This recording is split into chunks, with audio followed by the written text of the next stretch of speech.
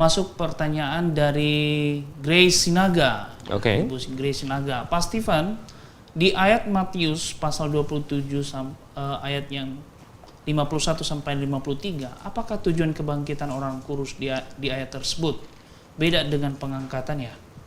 Ya, Matius 27 ayat 51 sampai 53 ini bicara bahwa pada saat Yesus mati disalib dan dibangkitkan, ada sebagian ya orang yang dibangkitkan juga di situ. Jadi perikop ini sangat pendek sekali.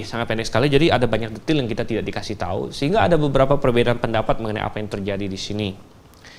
Dikatakan, dan lihatlah tabir bait suci terbelah dua dari atas sampai ke bawah, dan terjadi gempa bumi dan bukit-bukit batu terbelah dan kuburan-kuburan terbuka, dan banyak orang kudus yang telah meninggal bangkit. Dan sesudah kebangkitan Yesus, mereka pun keluar dari kubur lalu masuk ke kota kudus dan menampakkan diri kepada banyak orang, gitu ya. Jadi sekali lagi detailnya sangat minim, kita banyak yang tidak dikasih tahu. Jadi ada beberapa perbedaan pendapat di sini. Intinya ada dua kemungkinan. Satu, bahwa mereka ini dibangkitkan kepada tubuh kemuliaan, ya. Dibangkitkan kepada tubuh kemuliaan.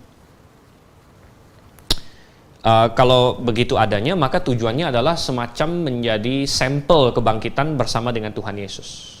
Jadi sampel kebangkitan bersama dengan Tuhan Yesus. Tetapi ada juga pandangan bahwa mereka belum dibangkitkan kepada tubuh kemuliaan, tapi dibangkitkan seperti Lazarus, begitu. Dibangkitkan kepada masih tubuh yang biasa. Jadi bukan kebangkitan yang sejati, baru kebangkitan yang resusitasi istilahnya, gitu ya. Kita tidak bisa secara dogmatis mengatakan yang mana. Saya sendiri lebih cenderung ya kepada bahwa ini adalah resusitasi, belum kepada tubuh kemuliaan. Kenapa?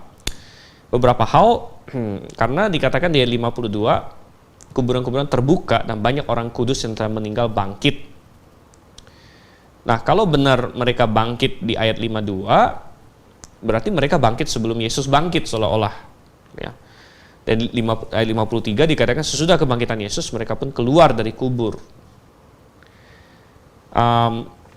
lalu masuk ke kota kudus, ya, dan lain sebagainya.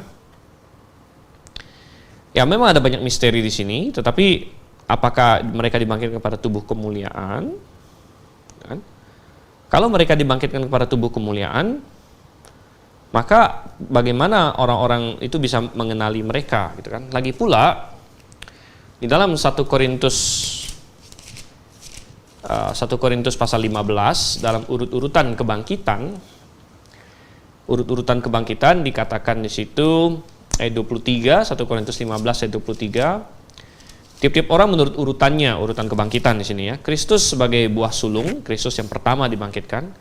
Sesudah itu mereka yang menjadi miliknya pada waktu kedatangannya. Jadi tidak ada suatu kata-kata bahwa ada yang dibangkitkan pada saat pada saat Yesus mati, gitu ya. Jadi ya, walaupun bisa saja ini dibangkitkan pada tubuh kemuliaan, saya tidak menghilangkan kemungkinan itu, tapi saya pribadi lebih cenderung kepada bahwa sepertinya itu adalah kebangkitan masih kepada tubuh biasa, gitu ya.